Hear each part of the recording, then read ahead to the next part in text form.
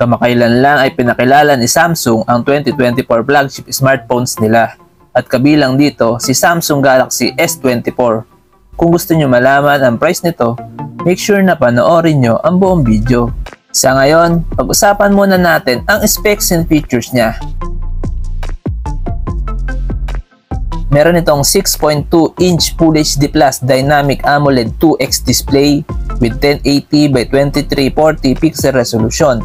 May 120Hz refresh rate with Corning Gorilla Glass Victus 2 screen protection with HDR10+ at may 2600 nits peak of brightness. Ang Samsung Galaxy S24 ay may operating system na One UI 6.1 based on Android 14 with Exynos 2400 4nm chipset na may Eclipse 940 na GPU. Ang smartphone na to ay may 8GB of RAM with 256 or 512GB of internal storage at ito ay non-expandable. Ang Samsung Galaxy S24 ay may triple rear camera setup with 50MP main camera with OIS plus 12MP ultra-wide camera plus 10MP telephoto camera with OIS with LED flash, auto HDR, and panorama. At kaya nito mag-record ng video up to 8K at 30fps. At meron siyang 12MP selfie camera with up to 4K at 60fps video recording.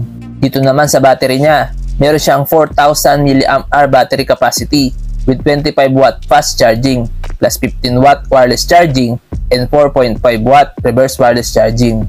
Para naman sa security ng phone na to, meron siyang under-display fingerprint scanner and face unlock with AKG tuned stereo speaker.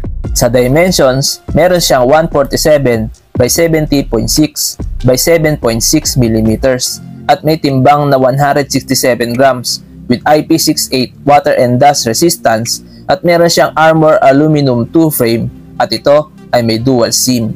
Sa connectivity, meron siyang 5G, Wi-Fi 6E, Bluetooth 5.3, GPS, GLONASS, Galileo, Beidou, QZSS, NFC, OTG, and USB Type-C.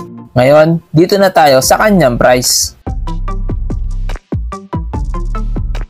Ang official price ng Samsung Galaxy S24 sa Philippines ay 53,990 pesos para sa 8 plus 256GB na variant at 61,990 pesos naman para sa 8 plus 512GB na variant.